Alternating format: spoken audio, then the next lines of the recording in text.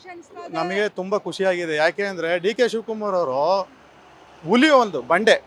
ಸಿದ್ದರಾಮಯ್ಯ ಅವರು ಹೇಳಿದರು ಒಂದು ಇದರಲ್ಲಿ 2.5 ವರ್ಷಕ್ಕೆ ಬಿಡ್ಕೊಂಡು ಕೊಡ್ತೀನಿ ಅಂತ ಹೇಳ್ಬಿಟ್ಟು ಲೇಟಾಗಿ 6 ತಿಂಗಳಾಗಿದೆ. ನಮ್ಮ ಬಾಸ್ ಬಂದಿದ್ದಾರೆ, ಬಂಡೆ ಬಂದಿದ್ದಾರೆ. ಇವತ್ತು ಅಭಿವೃದ್ಧಿ ಅನ್ನೋದು ಬಂಡೆ, ಅದು ಹೇಳೋದಕ್ಕೆ ಇಷ್ಟಪಡ್ತೀನಿ. ಅಲ್ಲ ಸರ್, ಬಂಡೆ ತರ ಸುಮ್ಮನೆ ಬಂಡೆ ಮೇಲೆ ಕುತ್ಕೊಂಡ್ಬಿಟ್ರೆ ಹೆಂಗೆ ಅಭಿವೃದ್ಧಿ ಅಮ್ಮ, ಇವತ್ತು ಕಾಂಗ್ರೆಸ್ ಪಕ್ಷದಲ್ಲಿ ಎಷ್ಟೋ ಜನ ಹೊರಗಡೆ ಹೋಗಿದ್ದಾರೆ, ಒಳಗಡೆ ಬರ್ತಿದ್ದಾರೆ. ಯಾರಿಂದ ಬರ್ತಿದ್ದಾರೆ?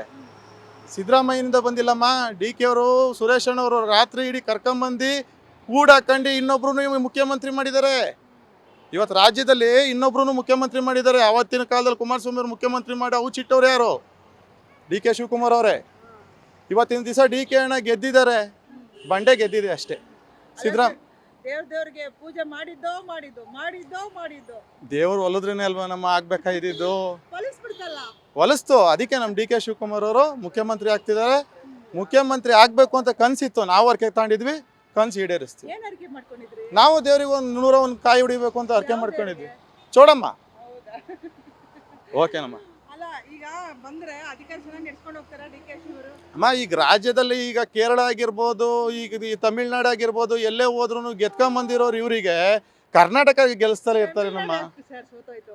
ತಮಿಳ್ನಾಡು ಏನು ಮಾಡೋಕ್ಕಾಗತ್ತೆ? ಇವ್ರು ಲಾಸ್ಟಿಗೆ ಹೋದ್ರು. ಕೇರಳ ಬಂತಲ್ಲಮ್ಮ, ಕೇರಳ ಕಾಂಗ್ರೆಸ್ ಬಂತಲ್ಲ, ಏನು ಮಾಡೋಕ್ಕಾಗಲ್ಲ. ಅಲ್ಲೊಂದು ಮೋದಿ ಅಲೆ ಇರುತ್ತೆ, ಇಲ್ಲಿ ನಮ್ಮ ಮೋದಿ ಅಲೆನೇ ಬೀಳಿಸ್ಬಿಟ್ಟಿದ್ದಾರೆ ಡಿ ಕೆ ಶಿವಕುಮಾರ್ ಅವರು.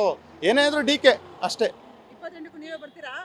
ಅದು ನೋಡ್ಬೇಕಮ್ಮ, ಜನ ಏನು ಈಗ 2 ವರ್ಷ ನಮ್ಮ ಅಣ್ಣ ಏನು ಮಾಡ್ತಾರೆ ಅದ್ರ ಮೇಲೆ ಡಿಸೈಡ್. 2 ವರ್ಷ ಅಲ್ಲ, 1 ವರ್ಷದ ಮೇಲೆ 8 8 ತಿಂಗಳೇನೋ. ನೆಕ್ಸ್ಟ್ ಅವರು ಬರ್ತಾರಮ್ಮ, ಡಿ ಕೆನೇ ಬರ್ತಾರೆ. ಡಿ ಕೆ ಬರ್ತಾರೆ, ಸುರೇಶ್ ಅಣ್ಣ ಬಿಡಲ್ಲ, ಅವ್ರ ತಮ್ಮ. ಓಕೆ, ಅವರು ಬರ್ತಾರೆ. ಯಾರಿಗೆ ಯಾವ ಪೋಸ್ಟ್ ಕೊಡ್ಬೋದಂತೀರಾ? ಈಗೇನು ಜಮೀರಿಗೆ ಕೊಡಲೇಬೇಕು, ಜಮೀರ್ ಅಣ್ಣಂಗೆ ಒಂದು ಪೋಸ್ಟ್. ಯಾಕೆಂದರೆ ಮುಸ್ಲಿಂ ನಾಯಕ, ಅದು ಬಿಟ್ಟರೆ ಇನ್ಯಾರು ಇವರು ಪರಮೇಶ್ವರ್ ಅವ್ರಿಗೆ ಕೊಡಲೇಬೇಕು. ನೆಕ್ಸ್ಟ್ ಮುಖ್ಯಮಂತ್ರಿ ಆಗಬೇಕಾಗಿದ್ದವ್ರು ಒಂದು ಕಾಲದಲ್ಲಿ ಕೊಡ್ದಲೇ ಇದ್ರೆ ಅವರು ಇದು ಮಾಡ್ತಾರೆ. ಸತೀಶ್ ಜಾರಕಿಹೊಳಿಗೂ ಕೊಡಲೇಬೇಕು. ಸರ್, ಬಲವಂತವಾಗಿ ರಾಜೀನಾಮೆ ತಗೊಳ್ಳೋದು ಖುಷಿ ಪಡೋಂಥ ವಿಚಾರನ? ಬಲವಂತ ಏನಿಲ್ಲ, 2 ವರ್ಷಕ್ಕೆ ಬಿಟ್ಕೊಂಡು ಕೊಟ್ಟಿದ್ರು. ಯಾಕಮ್ಮ, ಅವ್ರು ಪಾರ್ಲಿಮೆಂಟಲ್ಲಿ ಕೇಳ್ತಾ ಇದ್ರು. ಈಗ 2 ವರ್ಷಕ್ಕೆ ಅವ್ರು ಬಿಟ್ಕೊಂಡು ಕೊಡ್ಲಿಲ್ಲ ಅಂದಿದ್ದಕ್ಕೆ ಇವ್ರಿಗೂ ಆಸೆ ಇತ್ತಲ್ಲ, ನಾನು ಮುಖ್ಯಮಂತ್ರಿ ಆಗಬೇಕು ಅಂತ ಇವ್ರಿಗೂ ಆಸೆ ಇತ್ತು. ಹಾಂ, ಹೇಳಿ. ಸರ್, ಮುಖ ನೋಡಕ್ ಆಗ್ತಿರ್ಲಿಲ್ಲ ಸರ್ ನಮಗೆ. ಅಲ್ಲಮ್ಮ, ಇವತ್ತು ಒಂದು ಉದ್ಯೋಗ ಮಾಡ್ತಾ ಇರ್ತೀವಿ, ನಮ್ಮನ್ನ ತೆಗೆದು ಬಿಡ್ತಾರೆ. ನಮ್ಮ ಕಣ್ಣಲ್ಲೂ ಒಂದು ಸ್ವಲ್ಪ ಮನ್ಸಿಗೆ ಬೇಜಾರಾಗಿರೋ. ಸಿದ್ದರಾಮಯ್ಯ ಹೋಗಿ ನಮಗೂ ಬೇಜಾರೇ, ಡಿ ಕೆ ಆಗಿದ್ದು ನಮ್ಗೆ ಖುಷಿ.